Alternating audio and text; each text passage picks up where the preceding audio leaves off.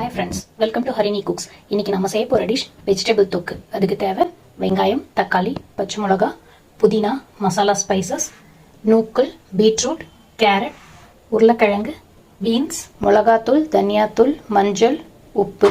முதல்ல ஒரு குக்கர் அடுப்பில் வச்சுட்டு தேவையான அளவு எண்ணெய் ஊற்றிட்டு மசாலா ஸ்பைசஸ் ஆட் பண்ணிவிட்டு வெங்காயம், தக்காளி, பச்சை மிளகா போட்டு நல்லா தொக்கு மாதிரி சாட்டே பண்ணலாங்க.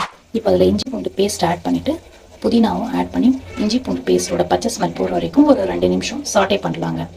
சாட்டே பண்ணதுக்கு அப்புறமா மசாலா மிளகாத்தூள், தனியாத்தூள், மஞ்சள், உப்பு அது போட்டு ஒரு 2 மினிட்ஸ் சாட்டே பண்ணலாங்க. மசாலாவோட பச்சை ஸ்மெல் போனதுக்கு அப்புறமா எல்லா வெஜிடபிள்ஸும் அதில் ஆட் பண்ணியிருக்கேங்க. தேவையான அளவுக்கு தண்ணி ஊற்றலாம். ஒரு கிளாஸ் இல்லைன்னா 1.5 கிளாஸ் தண்ணி ஊற்றிட்டு கஸ்தூரி மெத்தி கொஞ்சம் ஆட் பண்ணி எல்லாத்தையுமே நல்லா கலக்கிட்டு ஒரு 10 நிமிஷம் ப்ரெஷர் கொடுத்து இறக்கலாங்க.